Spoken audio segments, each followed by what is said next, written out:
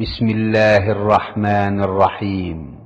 পরম করুণাময় ও অসীম দয়ালু আল্লাহর নামে শুরু।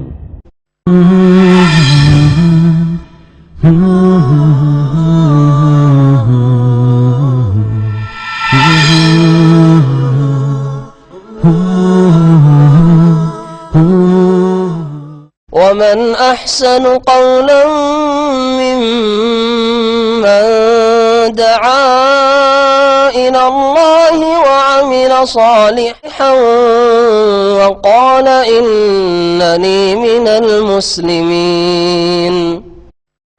أعوذ بالله من الشيطان الرجيم. أفرأيت الذي كفر بآياتنا وقال لأوتين مالا وولدا أطلع الغيب أم اتخذ عند الرحمن عهدا كلا سنكتب ما يقول ونمد له من العذاب مدا ونرثه ما يقول ويأتينا فردا واتخذوا من دون الله آلهة ليكونوا لهم عزا كلا سيكفرون بعبادتهم ويكونون عليهم ضدا كلا سيكفرون بعبادتهم ويكونون عليهم ضدا ألم تر أنا أرسلنا الشياطين على الكافرين تؤزهم أزا فلا تعجل عليهم إنما نعد لهم عدا يوم نحشر المتقين إلى الرحمن وفدا ونسوق المجرمين إلى جهنم وردا لا يملكون الشفاعة إلا من اتخذ عند الرحمن عهدا وقالوا اتخذ الرحمن ولدا لقد جئتم شيئا إدا تكاد السماوات يتفطرن منه وتنشق الأرض وتخر الجبال هدا أن دعوا للرحمن ولدا وما ينبغي للرحمن أن يتخذ ولدا إن كل من في السماوات والأرض إلا آتي الرحمن عبدا لقد أحصاهم وعدهم عدا وكلهم آتيه يوم القيامة فردا إن الذين آمنوا وعملوا الصالحات سيجعل لهم الرحمن ودا فإنما يسرناه بلسانك لتبشر به المتقين وتنذر به قوما لدا وكم أهلكنا قبلهم من قرن هل تحس منهم من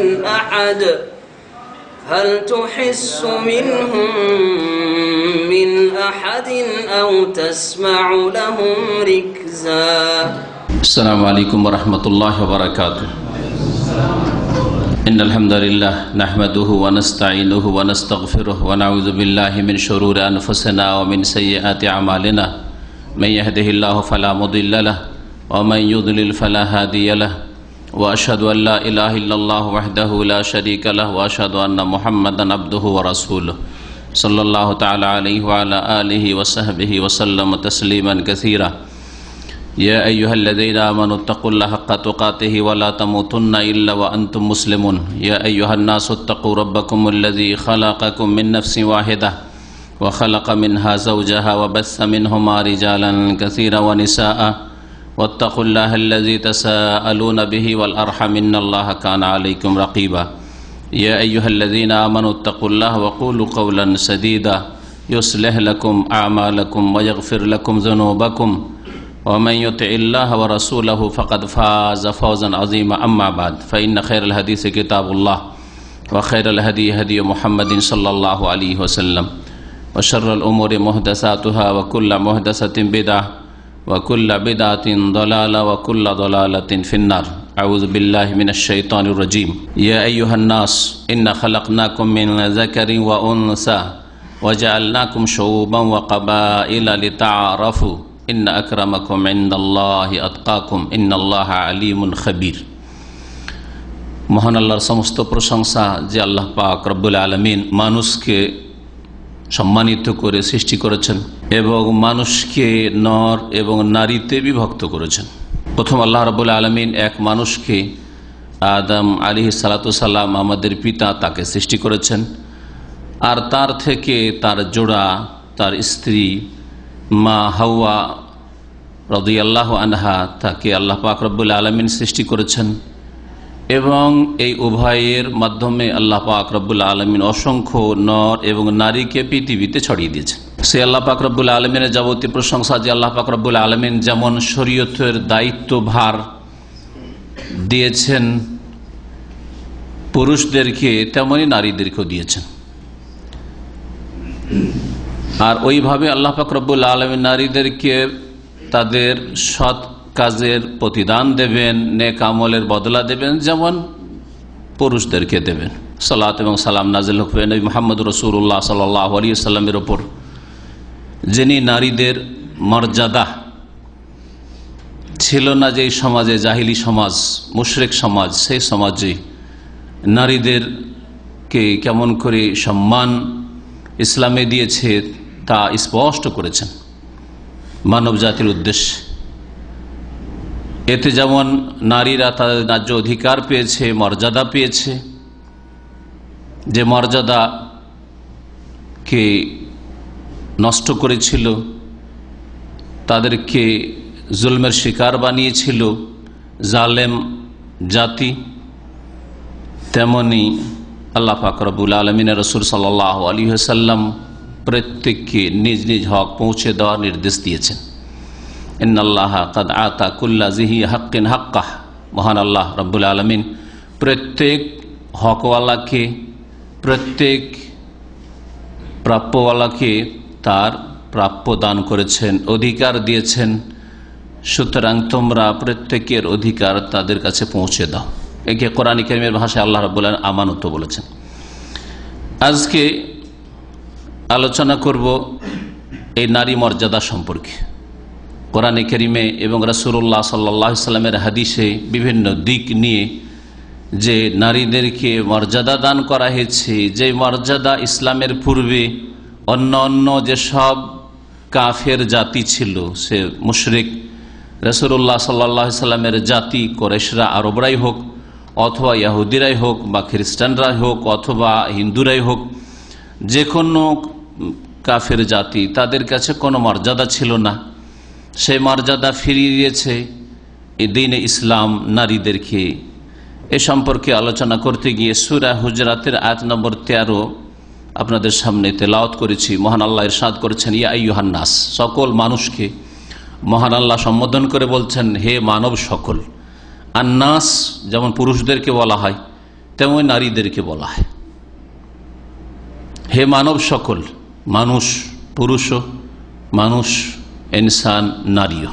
যখন ইনসান আর ওর বহু বচন ওনাস বা আন্নাস যখন বলা হয় তখন তাতে উভয় শামিল হয়ে যায়। তাই মহান আল্লাহ রাব্বুল আলামিন যেমন সম্বোধন করেছেন পুরুষদেরকে তেমনই সম্বোধন করেছেন একই ভাষায় নারীদেরকেও। ইয়া আইয়ুহান নাস, হে মানব সকল, হে পুরুষ, হে নারীরা, তোমাদের সকলকে ইন্না খালাকনাকুম মিন যাকারিন ওয়া উনসা, তোমাদের সকলকে আমি সৃষ্টি করেছি একজন পুরুষ থেকে, প্রথম পুরুষ আদম আলাইহিস সালাম থেকে, ওয়া উনসা এবং একজন প্রথম নারী থেকে, তোমাদের মাতা হাওয়া রাদিয়াল্লাহু আনহা থেকে।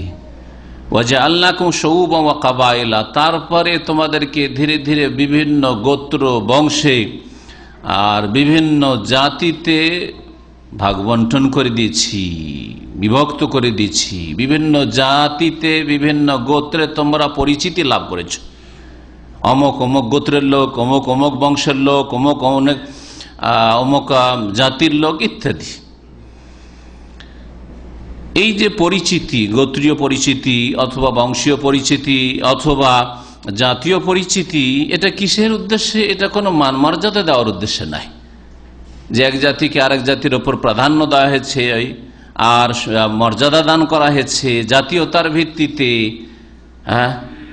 অথবা লিঙ্গের ভিত্তিতে, নরকে নারীর উপর মর্যাদা দেওয়া হয়েছে, এমন বিষয় নাই। কি জন্য এই ভাগ আল্লাহ পাক করেছেন বিভিন্ন জাতিতে, বিভিন্ন বংশগোত্রে? লিতাআরাফু, যাতে করে তোমরা পরস্পরকে চিনতে পারো, যাতে তোমরা পরিচিতি লাভ করতে পারো, একজন অপরজনকে চিনতে পারো যে এরা আমার বংশের লোক, এরা আমার গোত্রের লোক, এরা এই ভাষাভাষীর লোক, এরা এই জাতির লোক ইত্যাদি। এইভাবে চেনার জন্য শুধু আল্লাহ রাব্বুল আলামিন, এছাড়া কোনো উদ্দেশ্য বলেননি। লিতাফাখারু, অহংকারের জন্য, গোত্রের ভিত্তিতে, বংশের ভিত্তিতে, বংশমর্যাদার ভিত্তিতে, অথবা ভাষার ভিত্তিতে, জাতীয়তার ভিত্তিতে, অথবা লিঙ্গের ভিত্তিতে, যে পুরুষ নারীর উপর শ্রেষ্ঠত্ব প্রকাশ করবে, এই জন্য নয়। কারণ আল্লাহ রাব্বুল আলামিনের কাছে মর্যাদা সম্পন্নকে ইন্না আকরামাকুম ইনদাল্লাহি আতকাকুম, নিঃসন্দেহে তোমাদের মধ্যে সবচেয়ে বেশি সম্মানীয়। কারামা মানে সম্মান, তো নারীদের মর্যাদা সম্মান, মর্যাদাকে কারামা বলা হয়। ইন্না আকরামাকুম, সবচেয়ে বেশি সম্মানের অধিকারী তোমাদের মধ্যে, হে পুরুষ হে নারী, তোমাদের মধ্যে ওরাই যারা আতকাকুম, তোমাদের মধ্যে সবচাইতে বেশি আল্লাহকে ভয় করে। যে যত বেশি আল্লাহকে ভয় করে সে তত বেশি সম্মানিত। তাহলে প্রত্যেকে মনে রাখবেন, আপনি মনে রাখবেন, আমাকেও মনে রাখতে হবে, সকলকে মনে রাখতে হবে, প্রত্যেক মুসলিমকে মনে রাখতে হবে। কারণ মুসলিম ওহীতে বিশ্বাসী, কোরআন এবং হাদিসে বিশ্বাসী, আল্লাহ প্রদত্ত বিধানে বিশ্বাসী। আর অমুসলিমদের কি বলবো, তারাও যেন এই কথা বিশ্বাস করে নিশ্চিত, কারণ তাদেরও সৃষ্টিকর্তা আল্লাহ রাব্বুল আলামিন। তারা মানুক আর নাই মানুক, তাদের প্রকৃতি মানতে বাধ্য। সম্মানিত কে? যে যত বেশি আল্লাহ ভীরু, যে যত বেশি আল্লাহর ভয়ের ভিত্তিতে গোনা থেকে বেঁচে থাকে। তাকওয়া মানে বেঁচে থাকা, গোনা থেকে বাঁচে, অন্যায় থেকে বাঁচে, অপরাধ থেকে বাঁচে। কিসের ভিত্তিতে? তাকওয়া আল্লাহ, এই জন্য আল্লাহর ভয়ের ভিত্তিতে, সমাজের ভয়ে নয়, মান সম্মান নষ্ট হবে সেই ভয়ে নয়। দুনিয়ার ব্যবসা বাণিজ্য চলছে, দেশে এলাকায় যদি বদনাম হয়ে যায় তাহলে আমার দোকানে কেউ আসবে না, কাস্টমার হাত ছাড়া হয়ে যাবে, এই জন্য নয়। অনেকে ভালো চরিত্র দেখায় কিসের জন্য? ব্যবসার খাতিরে, পরিবারের খাতিরে, সমাজের খাতিরে, রাজনৈতিক উদ্দেশ্যে। ভোটগুলি হাত থেকে ছুটে যাবে, ভোট দেবে না লোকে, সেই জন্য দেশে একটু ভালো চরিত্র দেখায়, আচার আচরণ ভালো করে। এগুলো দুনিয়ার গরজ না। আল্লাহ রাব্বুল আলামিনের কাছে সম্মানিত যে যত বেশি আল্লাহর ভয়ে গুনাহ থেকে বেঁচে থাকে, আল্লাহর ভয়ে যে যত বেশি পাপ মুক্ত জীবন যাপন করে, সে তত বেশি আল্লাহর কাছে সম্মানিত। যে কথাটি বলছিলাম, তাহলে আমাকে, আপনাকে, সকলকে, মুসলিমকে অমুসলিমকে মনে রাখতে হবে ভালো করে, আর বিশ্বাস করতে হবে যে আপনার চাইতে বেশি আপনার স্ত্রী যদি আল্লাহকে ভয় করে, আপনার চাইতে বেশি আল্লাহকে ভয় করে, আপনার চাইতে বেশি আপনার স্ত্রী যদি গুনাহ থেকে বেঁচে থাকে, পাপমুক্ত জীবন যাপন করে, আপনার মা, আপনার বোন, আপনার খালা, আপনার ফুফু, আপনার গোত্রের বংশের আত্মীয়দের মহিলারা যদি আপনার চাইতে বেশি গুনাহ মুক্ত জীবন যাপন করতে পারে, আল্লাহ ভীরুতা প্রমাণ করে দিতে পারে, তাকওয়া প্রমাণ করে দিতে পারে, তাহলে তারা, আপনার স্ত্রী, আপনার বোনেরা, যাদেরকে দুর্বল মনে করছেন, যাদেরকে অধীনস্থ মনে করছেন, আপনি নিজেকে খুব স্ট্রং মনে করছেন, শক্তিশালী মনে করছেন, তারা আপনার চাইতে, আমার চাইতে শ্রেষ্ঠ আল্লাহ পাক রব্বুল কাছে, আমার চাইতে, আপনার চাইতে বেশি সম্মান পর অধিকারী। আকরামাকুম, বেশি সম্মান পর অধিকারী। দুনিয়া তো আল্লাহর কাছে মর্যাদা সম্পন্ন, আর আখিরাতে স্পষ্টভাবে প্রমাণিত হবে যে আল্লাহর ভয় ছিল, আল্লাহর ভয়ের ভিত্তিতে, তাকওয়ার ভিত্তিতে গুনাহ থেকে বেঁচেছে, গুনাহমুক্ত জীবনযাপন যেহেতু করেছে, সেই জন্য সেখানে মর্যাদা নির্ধারিত হবে, হ্যাঁ, সেখানে সম্মান দেওয়া হবে। এর ভিত্তি তাকওয়ার ভিত্তিতে, আল্লাহ ভীরুতার ভিত্তিতে, গুনাহ থেকে বেঁচে থাকার ভিত্তিতে। অনেক সময় দেখা যাবে যে স্বামী যাচ্ছে জাহান্নামে দীর্ঘকালের জন্য, চিরকালের জন্য বা কিছু কালের জন্য, হ্যাঁ, স্বামী লাঞ্ছিত অপদস্থ হচ্ছে হাসর মাঠে অসংখ্য মানুষের সামনে, আর স্ত্রী মাশাআল্লাহ বিনা হিসাবে জান্নাতে যাচ্ছে। হবে না? হবে না? হবে, কারণ ইন্না আকরামাকুম ইনদাল্লাহি আতকাকুম। এখানে নারী মর্যাদা এতটা বুঝে নয় যথেষ্ট নারী মর্যাদার জন্য যে আল্লাহ রাব্বুল আলামিনের নজরে পুরুষদের কোন বৈশিষ্ট্য নেই যার ভিত্তিতে তাদেরকে মর্যাদা দেওয়া হয়েছে। তবে একটা পরিবার, স্বামী স্ত্রী একটা পরিবার গঠন হয়, আর তারপরে তখন ছেলে মেয়েরা হয়, এদিকে একটা পরিবার বলা হয়, হ্যাঁ, আহল কোরআনের ভাষায়। একটা পরিবারের একজনকে নেতৃত্ব দিতে হবে, একজনকে নেতৃত্ব দিতে হবে। এখানে স্ত্রীকে, আপনার স্ত্রীকে নেতৃত্ব দেবেন না স্বামীর হাতে নেতৃত্বটা থাকবে, নাকি বাপ থাকতে মা থাকতে নেতৃত্ব ছেলেকে দিয়ে দেবেন? এখানে আল্লাহ রাব্বুল আলামিন বলছেন যে আর রিজালু কাওয়ামুনা আলান নিসা, ভাই আছে, বোন আছে, বাপ নাই হয়তো, তাহলে ওইখানে বোনদের ক্ষেত্রে ভাই বোনেরা যে আছেন, কয়েকজন আছেন, তাদের মধ্যে ওই ভাই নেতৃত্ব পাবে ওই বাড়িটা পরিচালনা করার জন্য, বিবাহ শাদী ইত্যাদির ক্ষেত্রে, নাকি ওখানে পারিবারিক ক্ষেত্রে সিদ্ধান্ত নেওয়ার ক্ষেত্রে বোন প্রাধান্য পাবে, বোনের নেতৃত্ব চলবে? আল্লাহ বলছেন আর রিজালু কাওয়ামুনা আলান নিসা। কারণ আল্লাহ যিনি সৃষ্টি করেছেন পুরুষকে, পুরুষের প্রকৃতি জানেন যে পুরুষের মধ্যে কি যোগ্যতা রয়েছে সৃষ্টিগত, আর যে আল্লাহ রাব্বুল নারীদেরকে সৃষ্টি করেন তিনি জানেন যে নারীদের মধ্যে কোন কোন যোগ্যতাগুলি রয়েছে, ধৈর্য ধারণ করা, বরদাস্ত করা, তারপরে তাদের যেই কাজগুলি তাদের বাড়ির মধ্যে, সেই কাজগুলি যত সুন্দরভাবে নারীরা করতে পারে পুরুষরা করতে পারবে না, আর পুরুষরা বাইরের কাজগুলি যত সুন্দর করে করতে পারে মহিলারা করতে পারবে না। যার ফলে আল্লাহ রাব্বুল আলামিন ডিউটি ভাগ করে দিয়েছেন, আর দুইজনের একজনকে নেতৃত্ব দিয়েছেন, নর এবং নারী। আল্লাহ বলছেন আর রিজালু কাওয়ামুনা, পুরুষ নেতৃত্ব দেবে। আল্লাহ রাব্বুল আলামিনের কাছে বদলার ক্ষেত্রে ওই রকমই সূরা নাহলের আয়াত নম্বর 97 তো রয়েছে, মান আমিলা সালিহাম মিন যাকারিন আও উনসা।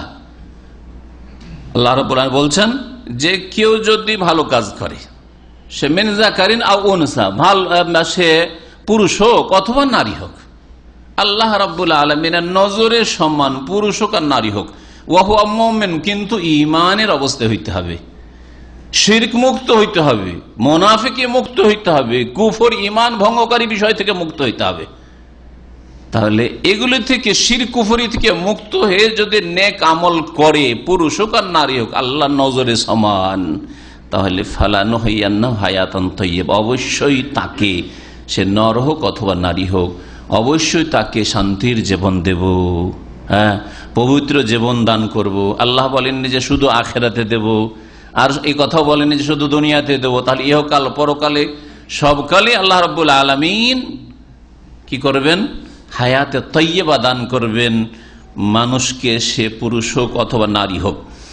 ওয়ালা নাজজিয়ান্নাহুম আজরাহুম বিআহসানি মা কানু ইয়ামালুন, আর যেসব কাজকর্ম করে নর এবং নারী, তার সর্বোত্তম প্রতিদান বদলা আল্লাহ অবশ্যই দেবেন। প্রত্যেকে আল্লাহ রাব্বুল আলামিন তাদের কাজের, ইমানের, আমলের উত্তম বদলা দুনিয়া আখিরাতে দেবেন। নারীদেরকে ইসলাম কিভাবে সম্মানিত করেছে এই বিষয়টি জানার জন্য আমরা দেখি এক একটা করে। প্রথম, নারীরা হয় পরিবারে কারো মা, আর না হলে মেয়ে, না হয় বোন, না হয় স্ত্রী, এইভাবে। তো একটা একটা করে আমরা দেখি। মায়ের সম্পর্কে দেখেন, মায়ের মর্যাদা আল্লাহ রাব্বুল আলামিন কত দিয়েছেন, তার রাসূল সাল্লাল্লাহু আলাইহি সাল্লাম মায়ের যে একটা পরিবারে কত মর্যাদা রয়েছে। মা আছে, বাপ আছে, ছেলে মেয়েরা আছে, ভাই বোনেরা আছে, আর সবাই, এদের মধ্যে আল্লাহ রাব্বুল কাকে বেশি মর্যাদা দিয়েছেন বলুন তো দেখি? না বাপকে দিয়েছেন? বাপের চাইতে বেশি। হ্যাঁ, আদেশ নিষেধ, নেতৃত্বের ক্ষেত্রে, লিডারশিপের ক্ষেত্রে, ওইখানে কিন্তু বাপকে প্রাধান্য দিতে হবে, কিন্তু হক আদায় করার ক্ষেত্রে, হক প্রাপ্য পৌঁছে দেওয়ার ক্ষেত্রে মায়ের গুরুত্ব বেশি রয়েছে। এই বিষয়টি অনেকে বুঝে না। একটা সিদ্ধান্ত নিতে হবে। বাপ বলছে এইভাবে আমরা আমাদের পারিবারিক সমস্যার সমাধান পরিবারটা চালাবো, আর মা বলছে এইভাবে করব। বাপ বলছে না এখানে আমি বিয়ে দেবো আমার মেয়ের, মা বলছে না ওইখানে দেবো। তাই এইখানে মায়ের কথা নেওয়া যাবে না, কারণ লিডারশিপ মায়ের কাছে নেই, নেতৃত্ব বাপের কাছে রয়েছে। বেলায়াত, অভিভাবকত্ব, এটা হচ্ছে পুরুষের হক। কিন্তু যখন হক পৌঁছাবেন তখন মায়ের ক্ষেত্রে, কারণ বাপ অনেক সময় নিজে কাজকর্ম করে চলাফেরা করতে পারে, নিজে চিকিৎসার জন্য চলে যেতে পারে হাসপাতালে, নিজেই ছুটাছুটি করতে পারে, কিন্তু মা পারে না। মাকে চিকিৎসার জন্য নিয়ে যেতে হবে, খাবার এনে দিতে হবে, খাবার এমনকি কিনে পয়সা থেকেও কাজ হবে না, কিনে খরিদ করে এনে দিতে হবে। কিন্তু বাপের ক্ষেত্রে সেটা হয়তো প্রযোজ্য নয়, নিজেই হয়তো কিনে নিতে পারবেন, অথবা আপনার পয়সার প্রয়োজন নেই, ছেলে মেয়েদের ছেলে পয়সার প্রয়োজনই নেই বাপের হয়তো। মায়ের মর্যাদা কোরআনে ও হাদিসে এত বেশি বলা হয়েছে যে এই দিন ইসলাম ছাড়া কোথাও এই মর্যাদা আর কথা বলা হয়নি, আর শেখানো হয়নি। নবী করিম সাল্লাল্লাহু আলাইহি ওয়াসাল্লামের হাদিস আবু হুরায়রা রাদিয়াল্লাহু তাআলা আনহু থেকে বর্ণিত রয়েছে, একজন লোক এসে বলে, ইয়া রাসূলুল্লাহ, মান আহাক্কুন নাসি বিহুসনি সাহাবাতি, আমার সঙ্গী হওয়ার ক্ষেত্রে সবচাইতে বেশি ভালো আচরণের অধিকার কে রাখে? সবচাইতে বেশি ভালো আচরণ কে পাওয়ার যোগ্য? নবী করিম সাল্লাল্লাহু আলাইহি ওয়াসাল্লাম বলেন, উম্মুকা কালা সুম্মা মান, তারপরে কে? কালা উম্মুকা, তোমার মা। কালা সুম্মা মান, তারপরে কে? কালা উম্মুকা। তিনবার করে বললেন, একবার, দুইবার, তিনবার বললেন উম্মুকা উম্মুকা উম্মুকা। কালা সুম্মা মান, তারপরে কে? কালা আবুকা, তোমার আব্বা। এই মুত্তাফাকুন আলাইহি বুখারী মুসলিমের হাদিস। অন্য নেওয়াতে রয়েছে বাপের পরে তখন উল্লেখ করা সুম্মা আদনাকা, সুম্মা আদনাকা, তারপরে অন্যান্য নিকটাত্মীয়রা। তাহলে মায়ের পরে বাপের পরে তখন চাচা আছে, মামা আছে, অথবা মায়ের পরে বাপের পরে চাচা মামার আগে বলবো দাদা আছে, দাদি আছে, নানা আছে, নানি আছে। কারণ দাদা দাদি নানা নানির হক চাচার চাইতে আর মামার চাইতে বেশি, ওরা বেশি কাছের। এইভাবে রাসূলুল্লাহ সাল্লাল্লাহু আলাইহি ওয়াসাল্লাম মর্যাদা সুস্পষ্ট করেছেন মায়ের মর্যাদা সম্পর্কে। আর একটি হাদিস মুআবিয়া রাদিয়াল্লাহু তাআলা আনহু, মুআবিয়া সুলামি, তিনি বলছেন যে তার পিতা জাহেমা নবী সাল্লাল্লাহু আলাইহি ওয়াসাল্লামের কাছে আসলে এসে বলে, ইয়া রাসূলুল্লাহ, আরাদতু আন আগজু, আমি জিহাদে যেতে চাই। ওয়াকাদ যেহেতু আস্তাশিরুকা, আপনার কাছে পরামর্শ নিতে এসেছি। ফাকাল হাল্লাকা মিন আমি জিহাদে যাব না পরামর্শ নেওয়ার জন্য এসেছি। জিহাদ সেই যুগে রাসূলুল্লাহ সাল্লাল্লাহু আলাইহি ওয়াসাল্লামের জামানায় জীবদ্দশায় ফরজ ছিল, জিহাদে যাওয়া ফরজ ছিল। আজকালকার জামানায় খেয়াল খুশি জিহাদ নাম দিয়ে কিছু যুবকদের গুমরাহি নয়, বরং তখন রাসূলুল্লাহ সাল্লাল্লাহু আলাইহি ওয়াসাল্লামের নেতৃত্বে, যিনি ইমামে আজম, যিনি মহান ইমাম, যিনি মহান রাষ্ট্রপ্রধান, তার নির্দেশে জিহাদ ফি সাবিলিল্লাহ ফরজ ছিল সর্বস্তরের, সব স্তরের জিহাদ, অন্তরের জিহাদ, কথার জিহাদ, কাজের জিহাদ, অস্ত্রের জিহাদ, সব রকম ফরজ ছিল। সেই সময় যখন ফরজ হয়েছিল আর শর্ত জিহাদের জন্য ছিল, তা পূর্ণ ছিল, যে ইমারত হইতে হবে, নেতৃত্ব হইতে হবে, ইমামুল মুসলিমিন নির্দেশ দেবেন, এটা হচ্ছে মুখ্য শর্ত, সেটাও ছিল। তারপরে রাসূলুল্লাহ সাল্লাল্লাহু আলাইহি ওয়াসাল্লামের কাছে পরামর্শ নিতেছে, এই কথা বললেন না যে পরামর্শ আবার কি, আর জিহাদ ফরজ আছে বেরিয়ে যাও, এ কথা বললেন না। বলছেন হাল্লাকা মিন তোমার আম্মা আছে?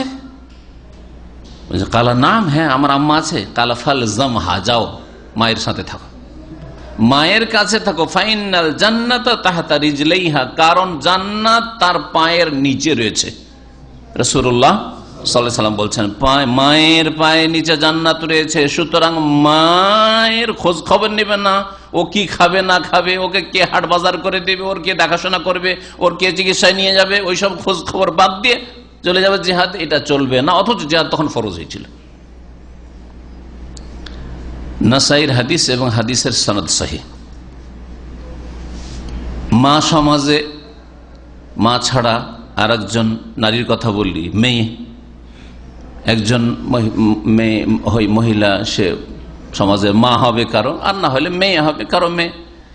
মেয়ের মর্যাদা সম্পর্কে শুনেন, মা আয়েশা রাদিয়াল্লাহু তাআলা আনহা বলছেন যে দাখালাত আলাইয়া ইমরাহ, এক মহিলা আসলো, মা হইবে না তানিল্লাহা, দুই মেয়েকে সাথে নিয়ে, ওই মহিলার দুটো মেয়ে সাথে নিয়ে আসলো। তাসআল, ভিক্ষা করার জন্য, চাওয়ার জন্য অভাবী মহিলা ছিল। ফালাম তাজিদ ইনদি শাইআন গায়রা তামারাতিন ওয়াহিদা, একটা খেজুর ছাড়া আমার বাড়িতে কিছুই ছিল না। সুবহানাল্লাহ। রাসূলুল্লাহ সাল্লাল্লাহু আলাইহি ওয়াসাল্লামের বাড়ি, ইমামে আযম সাইয়্যিদুল মুরসালিন খাতামুন নবীন, তিনি যদি চাইতেন যে ওহদ পাহাড় স্বর্ণ হয়ে যাক, স্বর্ণ হয়ে যেত, তিনি চাননি। আল্লাহ একদিন একটু খাওয়া দাওয়া করবো, তোমার শুকরিয়া আদায় করবো, আর একদিন ক্ষুধাই থাকবো, শরীরকে একটু কষ্ট দেবো, তখন ধৈর্য ধারণ করব, দুটোই নেকি হবে, দুটোই ইবাদত হবে। যেমন শুকরিয়া করা ইবাদত, খেয়ে দে আল্লাহর নিয়ামত পেয়ে, তেমন বালা মুসিবতে, কষ্টে, আর্থিক সংকটে ধৈর্য ধারণ করা, সবুর করা, এটাও ইবাদত। এ কথা রাসূলুল্লাহ সাল্লাল্লাহু আলাইহি ওয়াসাল্লাম বুঝেছেন এবং বুঝিয়েছেন, আমরা বুঝি না। আমাদের কত বছর ধরে যে আমাদের ব্যালেন্স দিয়ে বসে বসে খেতে পারবো, যে এই টাকা পয়সা বা জমি জায়গা সম্পদ করেছি, আর তারপর আল্লাহর ভরসা হয় না, দুটোর বেশি ছেলে মেয়ে নেবো না, খাওয়াইতে পারবো না, নিজেরা সব রাজ্জাক হয়ে বসে আছে, তারপরে কি আবার মুসলিম থাকে নাকি? চিন্তা করুন একটু। যেই ব্যক্তি ভাববে যে আমি তো আমার ছেলে মেয়েকে খাওয়াই, সেই কি করে মুসলিম থাকবে? সে তো আর আব্দুর রাজ্জাক থাকলো না, সে তো আব্দুল্লাহ থাকলো না, সে তো নিজেই রাজ্জাক দাবি করলো, ফেরাউনের মতো হয়ে গেল। চিন্তা করুন আপনি। একটা খেজুর ছাড়া কিছু নেই রাসূলুল্লাহ সাল্লাল্লাহু আলাইহি ওয়াসাল্লামের সবচেয়ে প্রিয়তমা বিবির বাড়িতে। আর তারপরে নবী সাল্লাল্লাহু আলাইহি ওয়াসাল্লামের বিবিরা কত সবুর করতেন। আজকালকার মহিলারা উপর দিকে তাকায়, পাশের বাড়িতে কি আছে ওইদিকে দেখে। যেসব মহিলাদের সাথে দেখা সাক্ষাৎ হয়, ওদের কত জোড়া কাপড় চোপড় আছে, আর ওদের কাপড়ের কোয়ালিটি কেমন, ওরা ওই দেশের কাপড় পরে, ওরা এই পরে সেই পরে, ওরা এত টাকা, 250 টাকা 300 টাকা দিয়ে এই কাপড় খরিদ করলো, এই করলো, 3 পিস কিনলো, 2 পিস কিনলো, এই শাড়ি কিনলো। 250-300 টাকা না, এটা রিয়াল বলছে, আবার 300 টাকা। আজকাল 250-300 টাকার কাপড়ও হয় না, আর যদি 1000 টাকারও কাপড় দেন তবু মন উঠবে না আজকাল মহিলাদের, ঠিক কিনা? বাংলাদেশি টাকা। এখানে টাকা বলতে যেহেতু সৌদি আরব, আমার বক্তব্য হচ্ছে সবসময় রিয়াল, যদিও টাকা অনিচ্ছাকৃত বলছি, কিন্তু উদ্দেশ্য রিয়াল। 300-400 রিয়াল দিয়ে অমুক মহিলা পরে, অমুক বোন পরে, তুমি আমাকে 100 টাকার কিনে দাও না, অভিযোগ। অথচ রাসূলুল্লাহ সাল্লাল্লাহু আলাইহি ওয়াসাল্লাম, সুবহানাল্লাহ, চিন্তা করুন, দুনিয়া আখিরাত আল্লাহ পাক কত মর্যাদা তাকে দিয়েছেন। আর তার বিবিকে ফাকিহাত হাযিহিল উম্মাহ, এই উম্মতের তার চাইতে বেশি দিন সম্পর্কে জ্ঞানী কোন মহিলা ছিল না, আর হবে না হয়তো। তার বাড়িতে একটা খেজুর মাত্র, একটা খেজুর। তারপরে কথা চিন্তা করলে যে খেজুরটা খেয়ে পানি খাবো। আমাদের কাছে যদি একটা বিস্কিট, 2টো বিস্কুট থাকে, তো ভাবি যে খিদার সময় বিস্কিটটা দিয়ে কি করব, নিজেই পানি খাবো। মেহমান এসছে, তো ওকে দেবেন, হ্যাঁ, চায়ের সাথে এমনি চা দিয়ে বিদায় করবেন। যদি ফ্রি চা হয় তাহলে অফিসের চা ফ্রি দিয়ে বিদায় করে দেবেন, কিন্তু নিজের পয়সা দেখে না যে বিস্কিট আছে, বিস্কিটটা দেবেন না হয়তো। কত মনটা আমাদের ছোট, চিন্তা করুন আপনি। কিন্তু নবী করিম সাল্লাল্লাহু আলাইহি ওয়াসাল্লামের বিবি আয়েশা রাদিয়াল্লাহু তাআলা আনহা, ফাআতাইতুহা ইয়্যাহা, ওই একটা খেজুর দিয়ে দিলেন। এটা হচ্ছে নিজের উপর অন্যকে ইসার করা, প্রাধান্য দেওয়া। ওয়া ইউসিরুনা আলা আনফুসিহিম ওয়ালাউ কানা বিহিম খাসাসা, এই প্রশংসা আল্লাহ সূরা হাশরে করেছেন, আনসারদের প্রশংসা করেছেন। রাসূলুল্লাহ সাল্লাল্লাহু আলাইহি ওয়াসাল্লামের সাহাবায়ে কেরাম, সাহাবিয়াদের প্রশংসা করেছেন। নিজে না খেয়ে অন্যকে খাওয়াই, নিজে কষ্ট করে অন্যকে কষ্ট, অন্যের কষ্ট দেখতে চায় না, দিয়ে দিলেন। ফাকাসামাতহা বাইনা ইবনাতাইহা, নিজে ওই মহিলা না খেয়ে, সুবহানাল্লাহ, ওই মহিলা তাহলে কত ক্ষুধার্ত আছে, ভিক্ষা করতে এসছে খিদার তাড়নায়, একটা খেজুর নিজে না খেয়ে খেজুরটাকে আধা আধি করে ভেঙে অর্ধেকটা এক মেয়েকে, আর অর্ধেক আর ওয়ালাম তাকুল মিনহা, নিজে ওই মহিলা কিছুই খেলো না। সুম্মা কামাত ফাখারাজা, তারপরে ও মহিলা বেরিয়ে চলে গেল। নবী করিম সাল্লাল্লাহু আলাইহি ওয়াসাল্লাম তারপরে বাড়িতে ঢুকলেন। ফাদাখালান নবী সাল্লাল্লাহু আলাইহি ওয়াসাল্লাম আলাইনা, আমাদের ঘরে। ফাআখবারতুহু, ঘটনাটি বললাম যে একটা খেজুর ছিল, তাও আমি নিজে না খেয়ে মহিলাকে দিলাম, তো মহিলা না খেয়ে তুই মেয়েকে ভাগ করে দিয়ে দিলাম। ফাকাল রাসূলুল্লাহ সাল্লাল্লাহু আলাইহি ওয়াসাল্লাম, মান উবতুলিয়া মিন হাযিহিল বানাতি বিশাইইন, কেউ যদি মেয়েদেরকে দিয়ে পরীক্ষিত হয় আল্লাহর তরফ থেকে, অর্থাৎ মেয়ে দিয়ে আল্লাহ রাব্বুল আলামিন যদি কোন মানুষকে, তার ঘরে মেয়ে দিয়েছেন, 1 মেয়ে 2 মেয়ে 3 মেয়ে, হ্যাঁ দিয়েছেন, দিয়ে যদি আল্লাহ পরীক্ষা করেন, তাহলে কারো ঘরে মেয়ে আসা আল্লাহর পরীক্ষা, মনে রাখবেন ভালো করে। মন যদি অসন্তুষ্ট হয় যে শুধু মেয়ে কেন হচ্ছে, পরীক্ষায় ফেল, মেয়ে হলে এত সুন্দর আকিকা হয়তো দিতেন না, কিন্তু ছেলের জন্য কি খুশির সাথে আকিকা। আমি বলছি না যে আজকের ভাই যে আকিকা দিয়েছেন ওনারা সম্পর্কে বলছেন, আবার কিছু না ভেবে বসে। আমার কথা সাধারণ কথা, সবার জন্য, যারা এখানে শুনছে তাদের জন্য, যারা অনলাইনে শুনছে তাদের জন্য, যারা আগামীতে ইন্টারনেটে শুনবেন অথবা আমাদের সিডিতে শুনবেন, তাদের সকলের জন্য বলছি। সকল বাংলা ভাষী যারা এই ভাষা বুঝেন তাদের জন্য বলছি।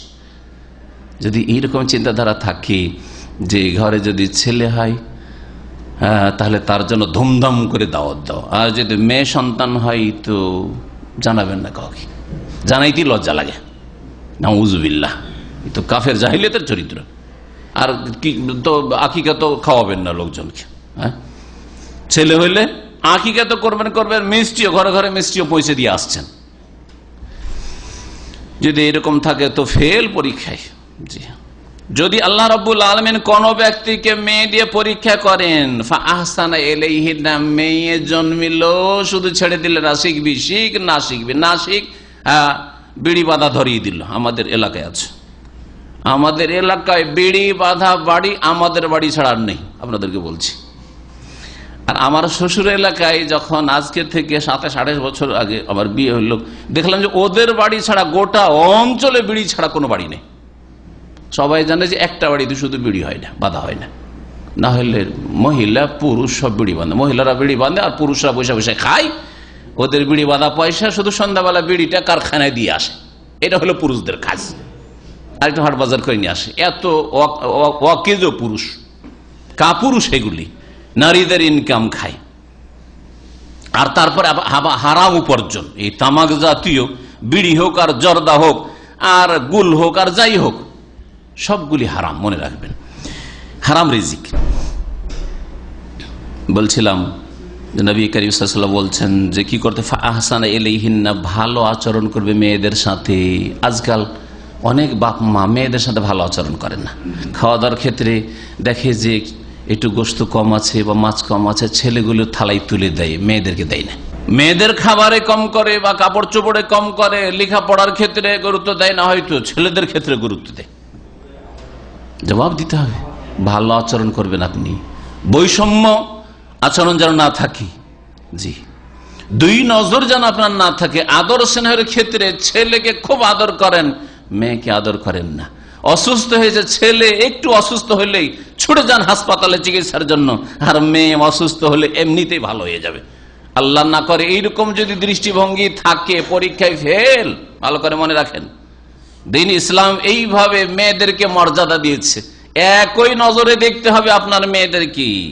ভালো আচরণ যদি করেন মেয়েদের সাথে, কুন্না লাহু সিতরাম মিনান নার, তাহলে এই মেয়েরাই জাহান্নামের সামনে গিয়ে আর সৃষ্টি করে দেবে, মা বাপকে জাহান্নামে যেতে দেবে না। এটা মেয়েদের ফজিলতের ক্ষেত্রে, নারীদের মর্যাদার ক্ষেত্রে যদি মেয়েকে মানুষ করেন, ধৈর্য ধারণ করেন, তাদেরকে আদর স্নেহ করেন, তাদেরকে অসহায় ছেড়ে না দেন, তাদেরকে পর্দার মধ্যে রাখেন, তাদের দিন শিখান, দুনিয়ার যেসব শিক্ষা তাদের উপযোগী পর্দার মধ্যে থেকে শিখতে পারি, বা এমন জায়গায় শিখে যেখানে ফিতনায় লিপ্ত না হয়, এইরকম পরিবেশ যদি থাকে, তাহলে শিক্ষাতে ইসলামের ক্ষেত্রে বাধা নেই। গত একটা আলোচনা যেটাতে বলেছি নারীদের অধিকার, একটা অধিকারের কথা উল্লেখ করা হয়নি, বলে দিচ্ছি আজকে। নারীদের শিক্ষার অধিকার আছে, কিন্তু শিক্ষাঙ্গন তাদের উপযোগী হইতে হবে, তাদের জন্য পৃথক শিক্ষাঙ্গনের ব্যবস্থা হইতে হবে। কলেজ, ইউনিভার্সিটি, মেডিকেল কলেজ, যা তাদের লেখাপড়া প্রয়োজন হয়, পড়ায় অসুবিধা নেই, কিন্তু আলাদা ব্যবস্থা হইতে হবে। এই দাবি জনসাধারণ কেন করছে না সরকারের কাছে?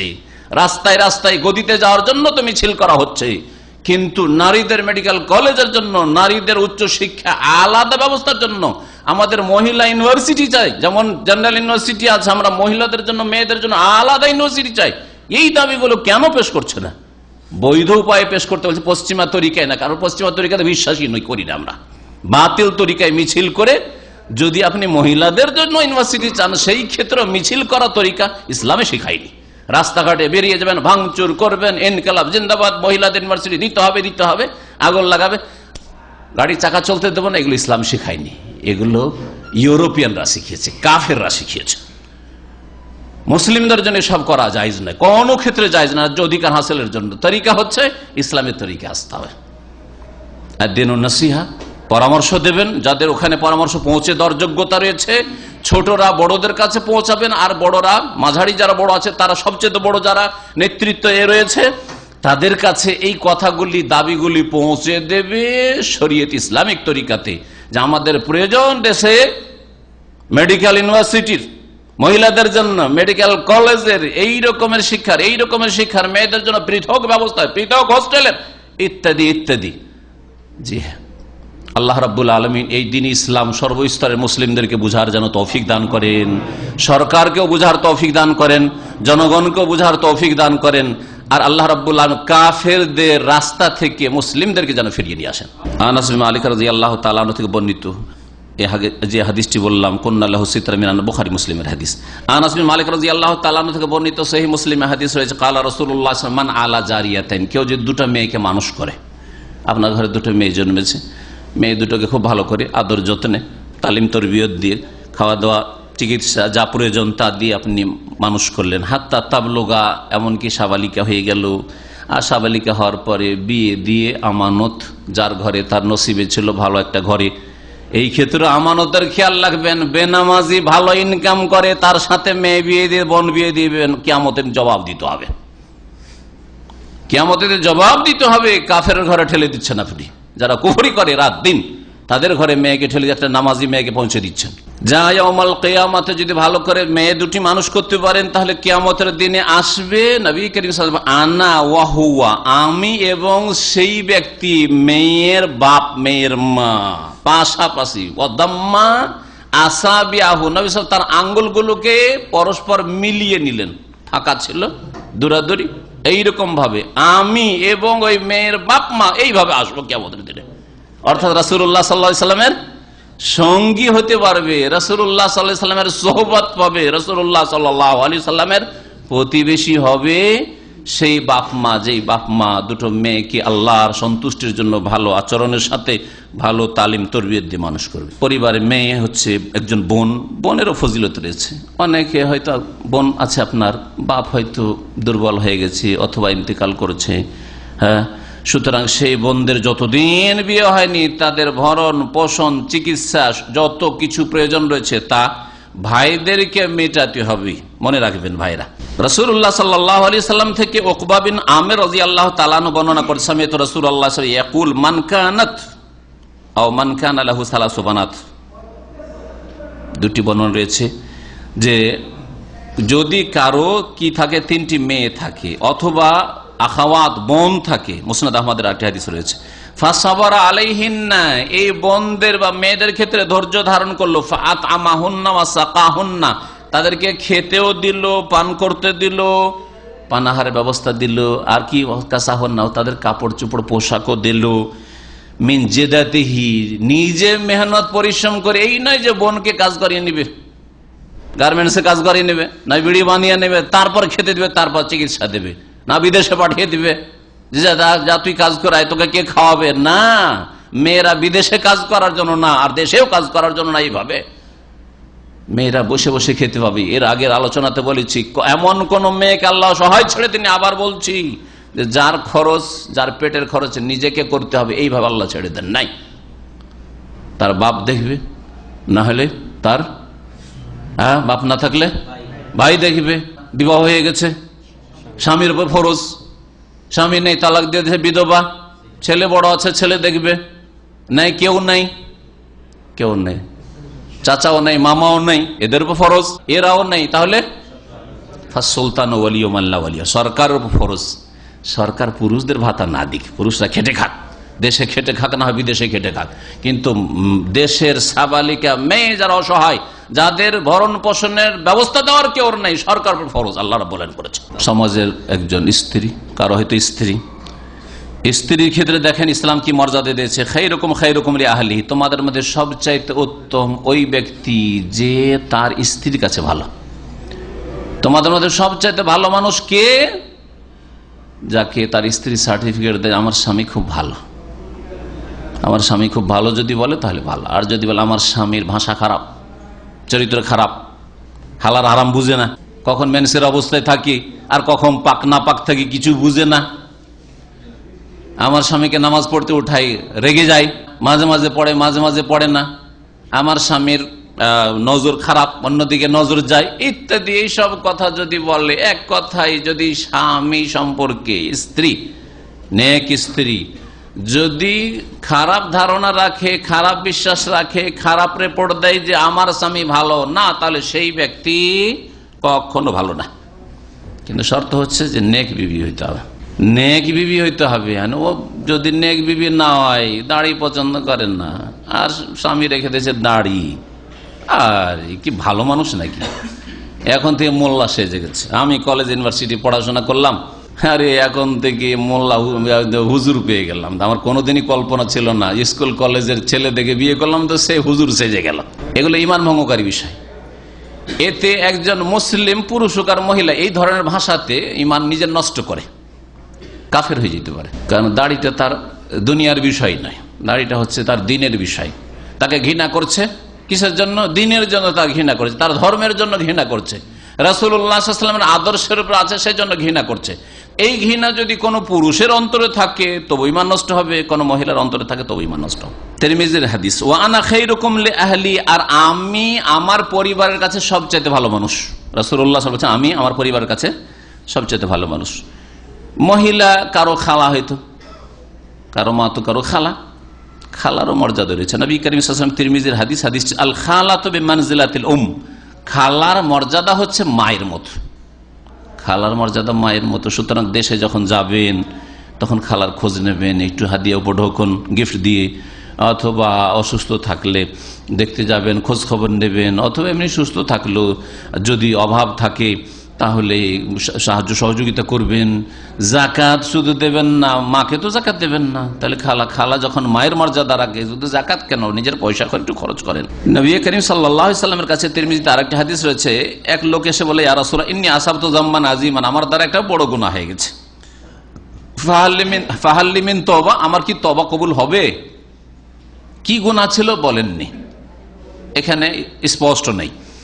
কালা হাল্লাকা মিন উম্মিন, তোমার মা আছে? তাহলে গুনহার তওবার জন্য শুধু মুখে মন্ত্র পড়া যথেষ্ট নাই, অর্থ বুঝে আস্তাগফিরুল্লাহ পড়বেন, অর্থ বুঝে অন্তর থেকে তওবা, আর এরকম গুনাহ করব না, আর মুখে স্বীকার করবেন আস্তাগফিরুল্লাহ ওয়া আতুবু ইলাইহি, আস্তাগফিরুল্লাহ বলে, আর তার সাথে সাথে কাজটাও তার অনুকূলে হবে, যে আমি ফিরে গেছি, এখন ভুল রাস্তা থেকে ফিরে গেছি, ফিরে যেতে হবে। আর তার সাথে সাথে বেশি বেশি নেকির কাজ করতে হবে, ভালো কাজ করতে হবে। নবী সাল্লাল্লাহু আলাইহি ওয়াসাল্লাম এই কথা বললেন না যে তুমি তওবা ইস্তিগফার পড়ো, আর এটাও করলেন না যেটা আমাদের দেশে বেদাতি মোল্লার পীরেরা করে, তওবা পড়ায়, তওবা ইস্তিগফার পড়ায়, মুরিদরা আগে কি করে, তওবা ইস্তিগফার করে। এটা করলেন না রাসূলুল্লাহ সাল্লাল্লাহু আলাইহি ওয়াসাল্লাম, বলছেন বড় গুনাহ করেছে। নবী সাল্লাল্লাহু আলাইহি ওয়াসাল্লাম বললেন এক কাজ করো, তোমার মা আছে? বলছেন লা।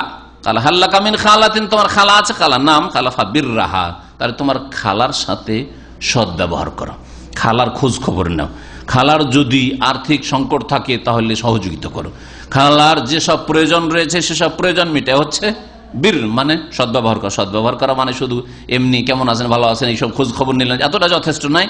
যতটা প্রয়োজন রয়েছে সেসব প্রয়োজনগুলি মেটানো, এটা হচ্ছে সদ্ব্যবহার অন্তর্ভুক্ত।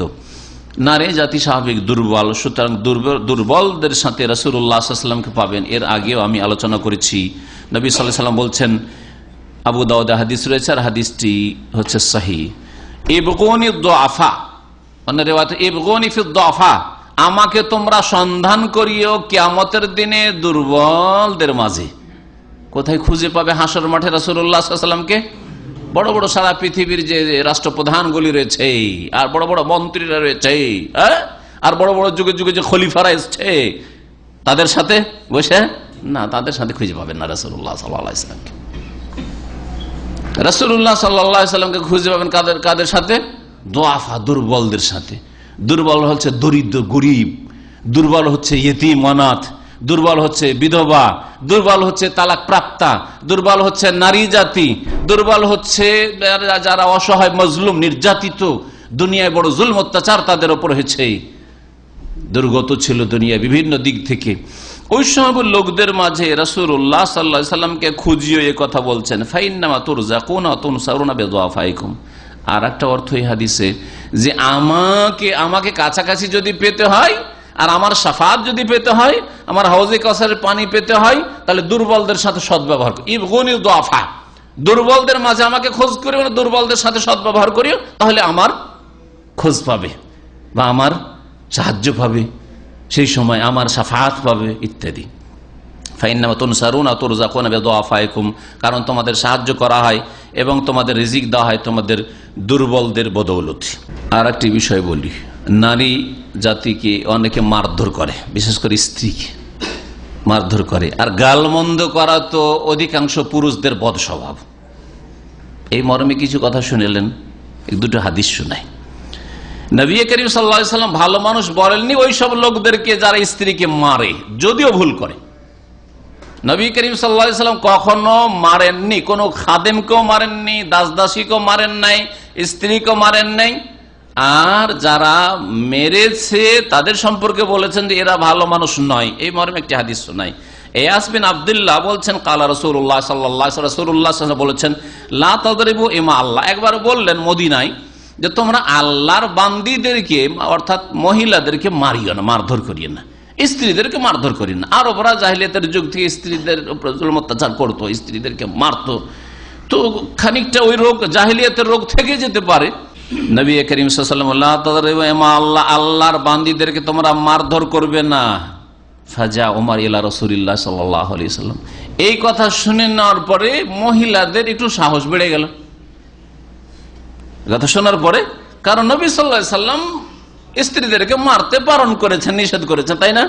এখন মহিলাদের সাহস বেড়ে গেছে, কারণ পুরুষরা তো সাহাবী, ওদেরকে মানতে হবে রাসূলুল্লাহ সাল্লাল্লাহু আলাইহি ওয়াসাল্লামের কথা। আর মারছে না, সবাই ভয়ে আছে, নবী সাল্লাল্লাহু আলাইহি ওয়াসাল্লাম নিষেধ করেছেন মারতে, কেউ মারে না। তখন মহিলারা করলো কি, অনেকেই স্বামীকে বড় বড় কথা বলা শুরু করলো, স্বামীর সামনে বড় বড় কথা বলা, উচ্চস্বরে চিৎকার করে কথা বলা, আর তর্ক বিতর্ক করা, ঝগড়া করা, কিছু এইরকম শুরু করে দিল। উমর রাদিয়াল্লাহু তাআলা আনহুর এক স্ত্রীও এইরকমই, উমরের মতো রাগী মানুষ, আর উমরের মতো ওইরকম মানুষ, ব্যক্তিত্ব সম্পন্ন মানুষ, দুর্বল না। তার সামনে তার স্ত্রী কথার উত্তর দিয়ে দেয়, ফটফট করে উত্তর দিয়ে দেয়, তর্ক করে, প্রতি উত্তর করে। এইরকম দেখে তিনি এসে বললেন যে জাইরনা নিসা আলা আজওয়াজিহিন্না, ইয়া রাসূলুল্লাহ, হে আল্লাহর রাসূল, মহিলারা বেশি সাহসী হয়ে গেছে। আপনার কথা শুনে জানছে আর তো মারবে না কেউ, আর আমিও মারি না, মহিলারা খুব বেশি সাহসী হয়ে গেছে।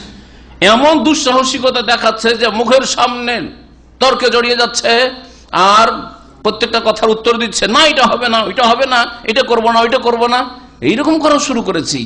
এই কোন সাহস পেয়ে গেল আপনার কথায় মহিলারা? রাসূলুল্লাহ সাল্লাল্লাহু আলাইহি ওয়াসাল্লামকে অভিযোগ করলেন ওমর তাআলা আনহু, ফারাখাসা ফি দারবিহিন্না। তখন নবী সাল্লাল্লাহু আলাইহি ওয়াসাল্লাম বলে যে ঠিক আছে, মারতে নিষেধ করেছিলাম, ঠিক এক একটু মারো, মারো, এক একটু মারো। তাহলে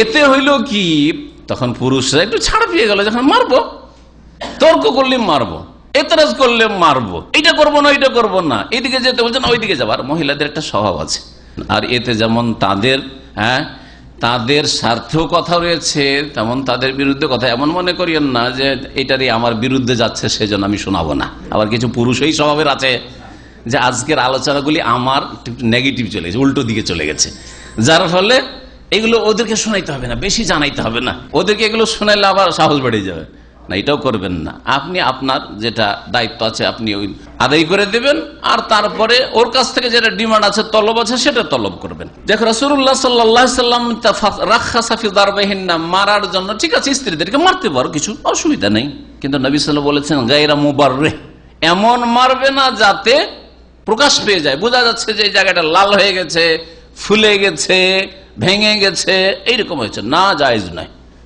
হালকা মার, তাহলে তাহলে লাঠি দিয়ে কি আর মারা চলবে?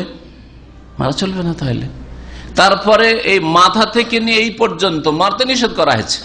চেহারায় ওয়ালা তাদরিবিল ওয়াজহা, নবী সাল্লাল্লাহু আলাইহি ওয়াসাল্লামের হাদিস মনে রাখবেন, কোন মানুষের ক্ষেত্রে, অন্য কোন দাসদাসী চাকর নকরের ক্ষেত্রে, তাহলে স্ত্রীর ক্ষেত্রে চিন্তা করুন, তাহলে কি বলা যেতে পারে। চেহারায় খবরদার মারবেন না, ইসলামে আম ভাবে নিষিদ্ধ। এতটুকু জায়গায় মোটেই মারা যাবেন না, শরীরের গায়ে এমন নাজুক জায়গায় মারা যাবে না যেই জায়গায় মারলে ভেঙে যেতে পারে বা প্রকাশ পেতে পারে, যে বোঝা যাচ্ছে যে এখানে মার পড়েছে, আর অথবা তাতে এমন নাজুক জায়গায়, যেই জায়গায় লাগলে হয়তো প্রাণনাশ হতে পারে। অনেক সময় কেউ যদি বুকে একটা ঘুষি দিতে, একটা ঘুষি একটা লোককে মেরে ফেলার জন্য যথেষ্ট, ঠিক না? এই একটা ঘুষি যদি ঠিক হার্টের উপরে, কলিজার উপরে ইত্যাদি যদি পড়ে, তাহলে ওতেই মারা যাবে মানুষ। হ্যাঁ, জায়েজ না এগুলো মারা। লজ্জাস্থানে পুরুষ হোক আর নারী হোক, যদি সেখানে কেউ আঘাত করে, তো একটা আঘাতে মানুষ প্রাণনাশ হইতে পারে, পুরুষত্ব নষ্ট হয়ে যেতে পারে। তো এইরকম মারগুলি নিষেধ করা হয়েছে। গায়রা মোবাররে, হ্যাঁ, হালকা মার, যে মার প্রকাশ না পায়। মারের উদ্দেশ্য হবে, আমি একটা কথা সবসময় বলি, তাদিব, তাজিব নয়। তাদিব মানে কি? আদব শিক্ষা, আদব দেওয়া। তাজিব মানে হচ্ছে আজাব দেওয়া, শাস্তি দেওয়া। আজাব শাস্তি দেওয়া উদ্দেশ্য না হয় যে আমি শাস্তি দিচ্ছি আমার স্ত্রীকে, হ্যাঁ, আমার ছেলেকে আজাব দিচ্ছি, শাস্তি দিচ্ছে না, কখনো না। তা আদব দিচ্ছি, আদবের জন্য, আদব শেখাবার জন্য। এইরকম মারের অনুমতি রয়েছে। কয়েকদিনের মধ্যে বেশ কিছু মহিলা নবী সাল্লাল্লাহু আলাইহি সাল্লামের বাড়িতে চলে এসছে, বিবিদের বাড়িতে চলে এসছে, সবগুলিকে তাদের স্বামীরা মেরেছে। বলছে রাসূলুল্লাহ সাল্লাল্লাহু আলাইহি ওয়াসাল্লামের পরিবারে, অর্থাৎ বিবিদের বাড়িতে অনেক মহিলারা মদিনার এসে ভর্তি হয়ে গেছে। অনেক মহিলারা এসছে, কি জন্য? ইয়াশকুন আজওয়াজাহুন্না, সকলের অভিযোগ স্বামীদের বিরুদ্ধে। ওই যুগে স্বামীদের বিরুদ্ধে যদি শিকায়ত হয়, কমপ্লেন হয়, অভিযোগ হয়, তো আজকালকার স্বামীদের বিরুদ্ধে কত অভিযোগ হইতে পারে। তখনকার স্বামীরা জাহিলিয়াতের যুগ থেকে নতুন নতুন কালিমা পড়েছে, তারপরও স্ত্রীকে বলতো না যে তোর বাপের বাড়ি থেকে টাকা নিয়ে আয়, তোর বাপকে বল আমাকে বিদেশ পাঠাবে, তোর বাপ মাকে বল যে আমাকে একটা হোন্ডা দেবে, একটা কার দেবে, না হয় একটা টিভি দেবে, না আমার ঘরটা সাজিয়ে দেবে, ফার্নিচার দেবে, এসব বলতো না। এইরকম কাপুরুষ ছিল না। আরবরা কাফের মুশরিক হইলেও কাপুরুষ ছিল না। আর তারপরে তো কালিমা পড়েছে, নতুন নতুন মুসলিম হইলেও এত কাপুরুষ ছিল না যত কাপুরুষ আজকাল আমাদের ভারত, বাংলাদেশ, পাকিস্তানের মুসলিমরা। এর সাথে সাথে শ্রীলঙ্কা, যৌতুক ছাড়া মেয়ের বিয়ের কল্পনা করা যায় না। ইন্না লিল্লাহি ওয়া ইন্না ইলাইহি রাজিউন। কিভাবে কাফের হিন্দুদের থেকে প্রভাবিত হয়েছে, আর বিজাতির হারাম সভ্যতা কবুল করেছে, আর তাদের শান্তির দিনকে তারা ছেড়ে দিয়ে দূরে সরে গেছে, যার ফলে পারিবারিক জীবনে কোনো শান্তি নেই, আর বরকত নেই সেসব বাড়িতে, আর সেসব টাকা পয়সাতে বরকত নেই, হারাম পয়সা নিয়ে আসে। আল্লাহ বলছেন ওয়ান তাবতাগু বিআমওয়ালিকুম, বিয়ে করে নিয়ে আসবে, পয়সা দিয়ে বিয়ে করে নিয়ে এসো, নগদ মোহর দিয়ে বিয়ে করে নিয়ে এসো। আর এরা বলছে যে তোমার মেয়েও নিব, তোমার টাকাও নেব। কোরআনের বিরোধিতা করে, কোরআনের বিরোধিতা করে এই পাপিষ্ট মুসলিমরা। কি করে আল্লাহ রাব্বুল আলামিনের রহমত হবে? কয়েকটা পরিবার নিয়ে একটা সমাজ তৈরি হয়, কয়েকটা সমাজ নিয়ে একটা ডিস্ট্রিক্ট তৈরি, কয়েকটা ডিস্ট্রিক্ট নিয়ে এটা দেশ তৈরি হয়। কি করে শান্তি আসবে দেশে? কি করে শান্তি আসবে সমাজে? কি করে শান্তি হবে পরিবারে, স্বামী স্ত্রী আর ছেলে মেয়েদেরকে নিয়ে? এই জন্য শান্তি নেই। পরের পয়সায় লোভ, নিজে ইনকাম করে খান, আল্লাহ বরকত দেবেন। অনেক মহিলা রাসূলুল্লাহ সাল্লাল্লাহু আলাইহি সাল্লামের বাড়িতে, পরিবারের বাড়িতে মানে বিবিদের বাড়িতে, ইয়াশকুন আজওয়াজাহুন্না, সকলে এসে তাদের স্বামীদের বিরুদ্ধে অভিযোগ করলো। এর দ্বারা বোঝা গেল যে প্রয়োজনে স্ত্রী স্বামীর বিরুদ্ধে কমপ্লেন করতে পারবে, বৈধতা আছে, অভিযোগ করতে পারবে।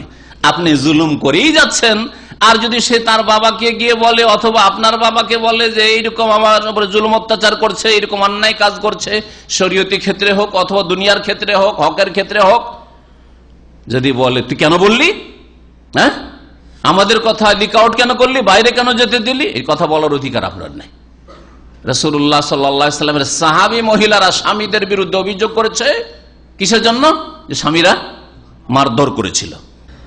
নবী করিম সাল্লাল্লাহু আলাইহি ওয়াসাল্লাম লাকাদ তাফা বিআলে মুহাম্মাদ নিসাউন কাসীর, নবী সাল্লাল্লাহু আলাইহি ওয়াসাল্লাম একটি খুতবা দিলেন, বক্তব্য, বললেন দেখো নবী করিম সাল্লাল্লাহু আলাইহি ওয়াসাল্লামের পরিবারের বাড়িতে মানে আমার বিবিদের ঘরে ঘরে অনেক মহিলারা এসেছে, ইয়াশকুন আজওয়াজাহুন্না, তাদের স্বামীদের বিরুদ্ধে কমপ্লেন করার জন্য, অভিযোগ করার জন্য। শুনে রাখো, লাইসা উলাইকা বিখিয়ারিকুম, যেই সব লোকেরা স্ত্রীদেরকে মারধর করে তারা তোমাদের মধ্যে কোনো ভালো মানুষ নয়, অথচ তারা সাহাবায়ে কেরাম ছিলেন। তারা কে ছিলেন? সাহাবায়ে কেরাম ছিলেন। তারপরে বলছেন লাইসু বিখিয়ারিকুম, তোমাদের মধ্যে তারা ভালো মানুষ না। লাইসা উলাইকা বিখিয়ারিকুম, এই সব লোকেরা যারা স্ত্রীদেরকে মারে তারা কোনো ভালো মানুষ না। আর একটা কথা মনে রাখেন এই মর্মে, যদি কোনো মানুষ এইরকম বদ স্বভাব তার থাকে যে স্ত্রীকে মারে, তাহলে এইরকম লোকের সাথে রাসূলুল্লাহ সাল্লাল্লাহু আলাইহি ওয়াসাল্লাম বিয়ে দেওয়া পছন্দ করেন না, বিয়ে দেওয়া পছন্দ করেন। এটা কেমন করে এখন বুঝবেন? একটা বোঝার তরিকা যে অলরেডি এর আগে বিয়ে করেছিল, বিয়ে করার পরে তালাক হয়েছে অথবা তার স্ত্রী মারা গেছে, তাহলে তার একটু খোঁজ খবর নেন যে তার স্ত্রীর সাথে আচরণ কেমন করত। দেখা যায় স্ত্রীকে মারত, সেজন্য তালাক নিয়েছে, অথবা স্ত্রীকে মারধর করতো, স্ত্রীটা খুব সুখে ছিল না, মারা গেছে, আল্লাহ ভালোই, অনেকে বলে যে ভালোই যান, ভালোই আছে, আরাম পেয়েছে। হ্যাঁ, তাহলে এইরকম লোককে মেয়ে রাসূলুল্লাহ সাল্লাল্লাহু আলাইহি ওয়াসাল্লাম দিতে নিষেধ করেছেন। আর ওই যুগে যদি নিষেধ করে থাকেন, তো আজকালকার যুগের লোকেরা কি করে মেয়ে পাওয়ার যোগ্যতা রাখে যদি স্ত্রীদেরকে মারধর করে? আর তারপরে আর একটা বোঝার আছে, সেটা হচ্ছে যদি দেখা যায় কোনো একটা পরিবারে ওর যে ছেলেকে আপনি বোন দিতে যাচ্ছেন বা মেয়ে দিতে যাচ্ছেন, ওর বাপ কি করে? স্ত্রীকে খুব মারে। তারপরে দেখছেন ওর বড় ভাইয়েরা 2-3 জন আছে, ওরাও স্ত্রীকে মারে। হ্যাঁ, তো এটা একটা সংকেত যে এই পরিবারের ছেলেরা স্ত্রীকে মারবে। হয়তো যদিও এ হয়তো বিয়ে করেনি, প্রথমবার বিয়ে করতে যাচ্ছে, কিন্তু এরও চরিত্র হয়তো এরকম হবে। যদি এইরকম আশঙ্কা থাকে তাহলে বিয়ে দেবেন না আপনি। আর বিয়ে যদি না দেন তাহলে কোনো দোষের কাজ করবেন না, না দেন তো কোনো দোষের কাজ করবেন না। এই মর্মে হাদিস শুনে ফাতেমা বিনতে কায়েস রাদিয়াল্লাহু তাআলা আনহা তাকুল বলছেন, ইন্না যাওজাহা তাল্লাকাহা সালাসান, তার স্বামী 3 তালাক দিয়েছিল, 3 তালাক 3 বারই দিয়েছিল। ফালাম ইয়াজাল্লাহ রাসূলুল্লাহ সুকনা ওয়ালা নাফকা, 3 তালাক যখন হয়ে গেছে তার মানে স্বামী থেকে পুরোপুরি বিচ্ছিন্ন হয়ে গেছে 3 মাসে, তাহলে আর কোনো ইদ্যত নাই। সুতরাং তার ওই যে আগে যে স্বামী, এই স্বামীর দায়িত্বে বাসা দেওয়া নেই, আর খরচ দেওয়া, আর ভরণ পোষণ দেওয়া নেই, তালাক হয়ে অন্য জায়গায় বিয়ে বসতে পারে। কাল আলী রাসূলুল্লাহ সাল্লাল্লাহু আলাইহি ওয়াসাল্লাম, রাসূলুল্লাহ সাল্লাল্লাহু আলাইহি ওয়াসাল্লাম বলেন, ইজা হালালতে ফাআযানিনি, যখন তোমার ইদ্যত পার হয়ে যাবে তখন তুমি আমাকে জানিয়ে দিও, তাহলে তোমার বিয়ের ব্যবস্থা করে দেব। ফাতেমা রাদিয়াল্লাহু তাআলা আনহাকে বললেন, কায়েসের মেয়ে ফাতেমা, ফাআযানতুহু, ফাতেমা বিনতে কায়েস বলছেন যে আমার যখন 3 তালাক হয়ে গেছে আর ইদ্যত পার হয়ে গেছে, তখন রাসূলুল্লাহ সাল্লাল্লাহু আলাইহি ওয়াসাল্লামকে অবগত করলাম যে ইয়া রাসূলুল্লাহ, আমার কিন্তু ইদ্যত পার হয়ে গেছে আগের স্বামী থেকে। খাতাবাহা মুআবিয়া আবু জাহমিন ওয়া উসামা বিন যায়েদ, 3 জন প্রস্তাব পাঠালো। এক মহিলা ফাতেমাকে, তাও তালাক প্রাপ্ত রাসূলুল্লাহ সাল্লাল্লাহু আলাইহি ওয়াসাল্লাম। আর আজকালকার মুসলিমরা তালাক প্রাপ্ত হলে বয়স 50, তারপরে তালাক প্রাপ্ত বিয়ে করবে না। বুড়া হয়ে গেছে, এখন বাঁচবে আর কয়দিন, যার 40-50 হয়ে গেছে আর বাঁচবেই কতদিন? ওর তো বিয়ে করা উচিত ছিল 25 বছরের মধ্যে। নবী সাল্লাল্লাহু আলাইহি ওয়াসাল্লাম 25-এ করেছে, ঠিক আছে 25-এই করেন, আজকালকার যুগে পড়াশোনার ব্যাপার আছে। 25-এ না করে বিয়ে করছে 40-45-এ 50-এ, আর বাঁচবে কয়দিন তাহলে? আর তারপরে বিয়ে করবে কিরকম? 16 বছর হইতে হবে। এক ভাই এখানে আছে, ওর ভাই 50-এর উপরে বয়স, 55 বছর বয়স, বিয়ে করবে ওকে দেখাচ্ছে 25-এর গুলো, বলছে 25-এর গুলো করবো না, কোনগুলো 16 বছর মেয়েকে বিয়ে করেছে। বড় অজ্ঞতা এটা, কখনো ভালোবাসা জন্মাবে না এইভাবে, আর কখনো দাম্পত্য জীবনে শান্তি পাবেন না আপনি। সে যতই বলুক ওই স্ত্রী যে আমি তোমাকে ভালোবাসি, আমি তোমাকে ভালোবাসবো, অন্তর থেকে ভালোবাসবে না। এটা হচ্ছে মানুষের স্বভাব। বয়সের এত পার্থক্য থাকলে ভালোবাসা ওই রকম জন্মায় না, যেমনটা স্বামী স্ত্রীর মাঝে হওয়া উচিত ছিল। যাই হোক, রাসূলুল্লাহ সাল্লাল্লাহু আলাইহি ওয়াসাল্লামের সামনে জীবদ্দশায় এই 3 সাহাবী, মুআবিয়া যিনি পরে খলিফা হলেন, আবু জাহম নবী সাল্লাল্লাহু আলাইহি ওয়াসাল্লাম এক সাহাবী, আর 3 নম্বর ওসামা বিন যায়েদ বিন হারেসা, রাসূলুল্লাহ সাল্লাল্লাহু আলাইহি ওয়াসাল্লামের যে আজাদকৃত গোলাম ছিল যায়েদ, আর তাকে ছেলেও বানিয়েছিলেন আগের যুগে। ইসলাম যেটাকে পোষ্যপুত্র বানানোকে বাতিল ঘোষণা করেছে, এই যায়েদের ছেলে ওসামা যুবক। 3 জন। তাহলে এর দ্বারা কি বোঝা গেল যে একটা মহিলাকে একাধিক ছেলে কথা পাকা না হওয়া পর্যন্ত প্রস্তাব পাঠাইতে পারে, অসুবিধা নেই। কথা যখন পাকা হয়ে গেছে, ওয়াদা হয়েছে, তারপরে প্রস্তাব পাঠানো জায়েজ নয়। লা ইয়াখতুবুর রাজুলু আলা খিদবাতি আখিহি, কোন মানুষ তার ভাই পায়গাম দিয়েছে আর কথা হয়ে গেছে পাকা, তারপরে যেন পায়গাম না পাঠায়। বড় টোপ দিয়ে দিল যে কোথায় বিয়ে দিচ্ছেন, অমুক জায়গায়, ওর তো চাকরি নেই, আমার চাকরি আছে, সরকারি চাকরি আছে, অথবা তো গরিব, তখন তো মানে দোদুল্যমান অবস্থায় পড়ে যাবে, কি করবো রে বাপরে, চাকরি আছে, চাকরি নেই, যদিও কথা দিয়ে দিয়েছি, যা কথাটা ভঙ্গ করে দিই, গুনাহগার হবে না, পায়গামই পাঠাবে না। শুনতে পেয়েছো কথা পাকা হয়ে গেছে, আর পায়গাম পাঠাবে না। নবী করিম সাল্লাল্লাহু আলাইহি ওয়াসাল্লাম বললেন, ফাকারা রাসূলুল্লাহ আম্মা মাওয়িয়া তো ফারাজুলুন তারিবুন লা মাল লাহু। মাওয়িয়া এমন মানুষ যে মাটিতে মিশে গেছে অভাবে, তারিবুন তোরাব থেকে দোলদুসুরিত হয়ে গেছে। অন্য রিওয়ায়াতে রয়েছে ফাসউলুকুন মানে ফকিরুন, ফকির। আমি এই হাদিসটা পেশ করেছি, অথচ সহিহ হাদিস, এই হাদিস সহিহ মুসলিমের হাদিস। সউলুকুন ফকির নবী সাল্লাল্লাহু আলাইহি ওয়াসাল্লাম বলছেন। এক বিদাতি মোল্লা আমার বিরুদ্ধে বলছে দেখো দেখো দেখো, মতিউর রহমান সাহাবীকে ফকির বলছে, আরে রাসূলুল্লাহ সাল্লাল্লাহু আলাইহি ওয়াসাল্লাম বলছেন ফাসউলুকুন তারিবুন। হাদিসগুলো শুনেন। তাহলে আমি নিজের কথা বলেছি, রাসূলুল্লাহ সাল্লাল্লাহু আলাইহি ওয়াসাল্লাম কথা বলেছি। আর বেয়াদবরা যে বলছে, কত বড় বেয়াদবি করে, যে যদি সাহাবীর হাদিস, সাহাবী গায়র ফাকি হয়, আর সাহাবীর হাদিস যদি কিয়াসের খেলাফ হয়, তাহলে কিয়াসে জলির উপর আমল করতে হবে, সাহাবীর কথাকে ছুঁড়ে ফেলে দিতে হবে। তাদের কিতাব যদি নুরুল আনওয়ারে থাকে, তাদের কিতাব যদি আরো বড় বড় কিতাবে থাকে, উসুলে ফিকহ কিতাবে থাকে, তাহলে কি করবেন? বুখারীর হাসিয়াতে টিকাতে যদি তাদের দেওবন্দ থেকে ছাপা কিতাবে থাকে, তাহলে কি করবেন? আমি অবাস্তব কথা বলছি না, নাম ধরে বলছে। মিসলে আবি হুরায়রা ওয়া আনাস, আউযু বিল্লাহ। আবু হুরায়রার মতো প্রখ্যাত সাহাবী, 5000-এর বেশি হাদিস মুখস্থ। আনাসের মতো রাসূলুল্লাহ 10 বছরের খাদেম, বলছে আনাস গায়র ফাকি, বুঝতেন না ফাকি। গায়র ফাকি মানে কি? হাদিস বুঝতেন না, শুধু মুখস্থ রাখতেন। যেমন আতরের দোকানওয়ালা বা ফার্মাসিস্ট তো ফার্মাসিস্ট, তারপরে পড়াশোনা করলে তো ফার্মেসির ওষুধ বুঝে, কিন্তু এমনি দোকানে সেলসম্যান, ওষুধের দোকানে সেলসম্যান গায়র ফাকি। হাদিস বুঝে না যে কি মাসলা বেরোবে নাকি, আনাস বুঝে না আর আবু হুরায়রা বুঝে না। এই হচ্ছে বেয়াদবদের কথা। এত বড় বেয়াদবি করে বেয়াদবি হইল না তাদের। আর বুখারীর টিকাকে নাপাক করলো এই কথা দিয়ে। কিয়াস মানতে হবে মানে যুক্তিকে মানতে হবে, আর আনাসের আর আবু হুরায়রার হাদিসকে ছেড়ে দিতে হবে।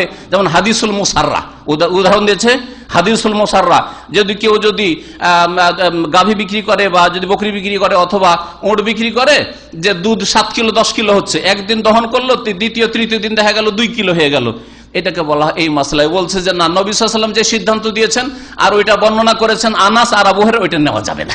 নাউযুবিল্লাহ। কি দিতে হবে বলছে? যে ওই মূল্য দিতে হবে, যে কয়েকদিন ওই দুধ খেয়েছে ওর মূল্য দিতে হবে।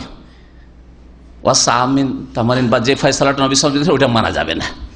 তারা রাসূলুল্লাহ সাল্লাল্লাহু আলাইহি ওয়াসাল্লাম হাদিসকে অস্বীকার করছে, অমান্য করছে। তারা আনাস আর আবু হুরায়রাকে গায়র ফাকি বলছে, বেয়াদবি হয় না। আর নবী সাল্লাল্লাহু আলাইহি ওয়াসাল্লামের ভাষায় যদি বলি কি, আম্মা মুআবিয়া তো ফারাজুলুন তারিবুন, মুআবিয়া হচ্ছে বড়ই গরিব মানুষ, ধুলাতে মিশে যাওয়া, এত অভাবী। লা মাল আলাহর ব্যাখ্যাও করে দিচ্ছেন, যে অন্য অপব্যাখ্যা করবেন আপনি। ওর কোনো পয়সা নেই, মালধন নেই, তাহলে বোঝা গেল একেবারে মালধন নেই বলেও বিয়ে দেব না, এটা বলার অধিকার আছে মেয়ের বাপের, মেয়ের ভাইয়ের বলার অধিকার আছে। এগুলো বলবে যে দুনিয়াদার লোক, আরে আলেম মানুষ আর বিয়ে দিল না, ছেলেটা ভালো, তারপরও তার দুনিয়াদার না। দুনিয়াদার কেন? নবী সাল্লাল্লাহু আলাইহি ওয়াসাল্লাম পরামর্শ দিয়েছেন, তার অধিকার আছে।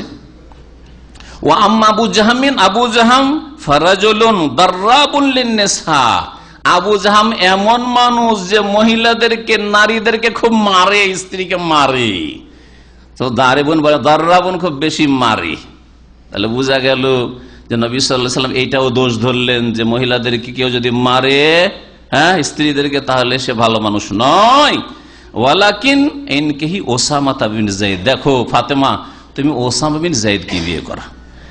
সে যুবক মানুষ, খেটে খাওয়াইতেও পারবে, আর তারপরে সে এত অভাবী নয় একেবারে মুআবিয়ার মতো, আর সে মারবেও না, ভালো ছেলে, সে স্ত্রীকে মারধরও করবে না।